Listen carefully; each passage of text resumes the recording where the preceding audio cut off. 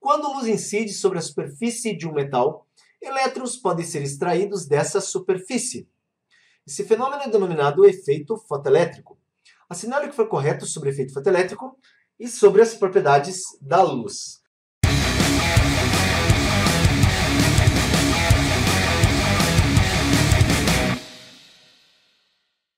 Então, vamos lá. São afirmações a respeito do efeito fotoelétrico. A primeira afirmação, acompanhe meu mouse aqui, diz que o efeito fotoelétrico é uma evidência do comportamento corpuscular da luz. Gente, isso aqui, tá? Evidência do comportamento corpuscular da luz. Isso aqui é verdadeiro. Por quê?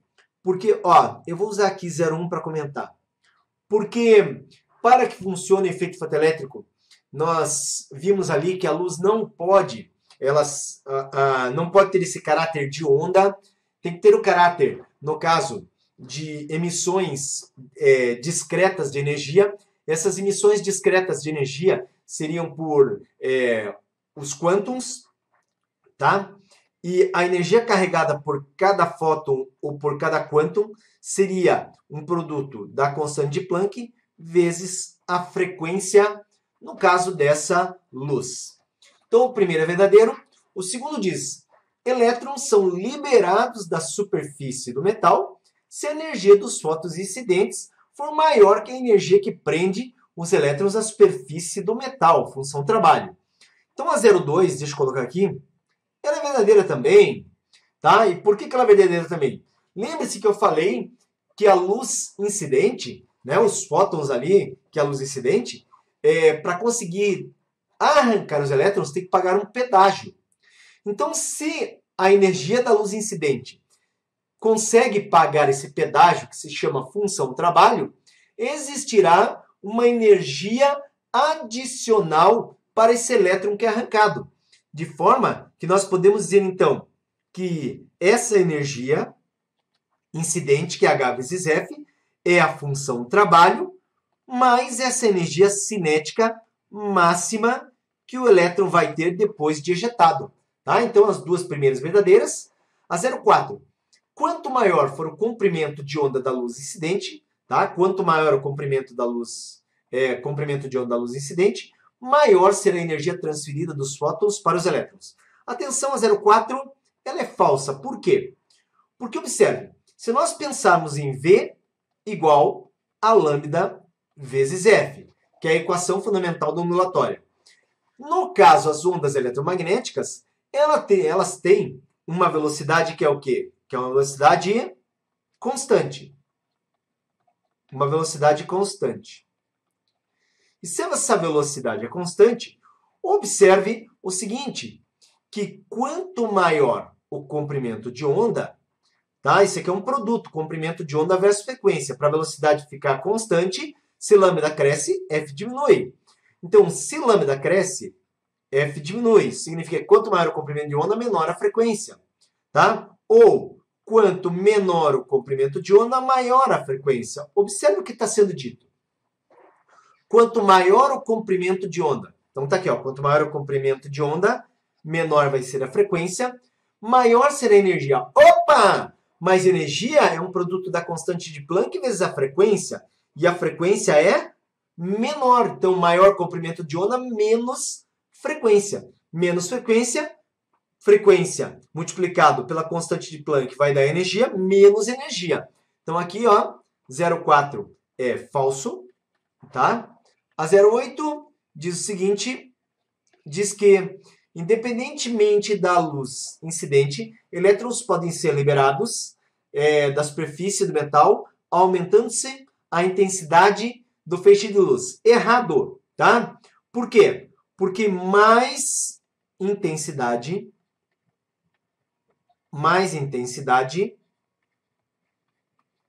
significa o quê? Mais fótons apenas. E mais fótons significa mais elétrons, tá? Esse E de elétrons. Não mais energia para os elétrons, apenas mais fótons. Se eu tiver X fótons, porque aumentei a intensidade, X fótons a mais, 3x elétrons a mais. Então, portanto, falso. E no 16, nós temos que a função trabalho do metal depende exclusivamente do comprimento de onda da luz incidente. Dizer que a função trabalho depende do comprimento de onda da luz incidente é dizer que a função trabalho depende do quê? Seria o mesmo que dizer que a função trabalho depende de H vezes F. Isso aqui não é verdade. A função trabalho é própria do metal, certo? Então, quer dizer, se é uma placa de sódio, nós temos uma função trabalho. Se é uma placa de potássio, nós temos um outro valor de função trabalho. E assim por diante. Então, quer dizer, para cada material depositado nessa placa condutora, nós temos uma função trabalho diferente. Tá? Então, se for uma placa de sódio, vai ser uma função trabalho. Se for uma placa de potássio, outra função trabalho. E para cada uma, um valor diferente de função trabalho. Portanto, falso. Verdadeira apenas as duas primeiras. Então, observe que eu vou escrever aqui em verde que a soma deu 0,3. Tá? O efeito fotoelétrico foi descoberto por Henrik Rudolf Hertz nos anos de 1886 e 1887. Hertz percebeu que uma descarga elétrica entre dois eletrodos dentro de uma ampola de vidro era facilitada pela incidência de radiação luminosa no eletrodo negativo, provocando a emissão de elétrons de sua superfície. A explicação satisfatória para esse efeito foi dada em 1905 por Albert Einstein e em 1921 deu ao cientista alemão o Prêmio Nobel de Física, analisando o efeito fotoelétrico quantitativamente. Einstein propôs que a energia do fotoincidente é igual à energia necessária para remover um elétron mais a energia cinética do elétron emitido. Com base nessas informações, calcule os itens abaixo. Considerando que a energia do fotoincidente é dada por E igual a H vezes F, ele dá o valor de H, e a constante de Planck, que é a constante de Planck, o comprimento de onda, é dado por 396 nanômetros, obtém a energia do fóton. Então, gente, presta atenção. Ou para de conversar aí, presta atenção. Olha só, lambda aqui foi dado o comprimento de onda, mas a equação é o produto da frequência vezes a constante de Planck. Para um fotoincidente, também foi informado aqui, tá? Que a velocidade da luz é 3 vezes 10 oitava metros por segundo. Então, a gente começa aqui considerando, né, V igual a lambda vezes F. Eu considero essa velocidade, 3 10 oitava, que é igual ao comprimento de onda 396 nanômetro. Nano, 10 elevado a menos 9. Isso aqui fica multiplicado, pela frequência. Atenção, observe que a frequência, então, é uma razão entre 3, 10 a oitava por 396 vezes 10 a menos 9. Bom, me acompanhe aqui, porque o resultado desse cálculo, então, fica. Gente, quando nós fazemos essa divisão aqui, tá? Eu tenho anotado esse valor, eu fiz essa divisão. É o seguinte.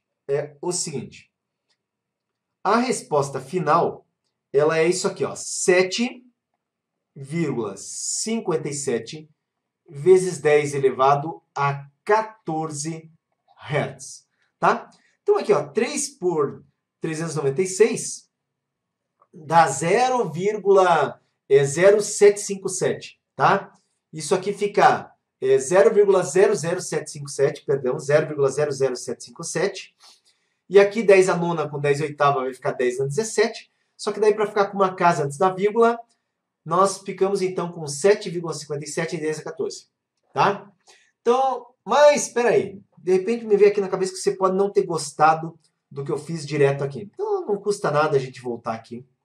Quando divide 3 por 396, isso dá 0,0 0,757. A divisão de 3 por 396.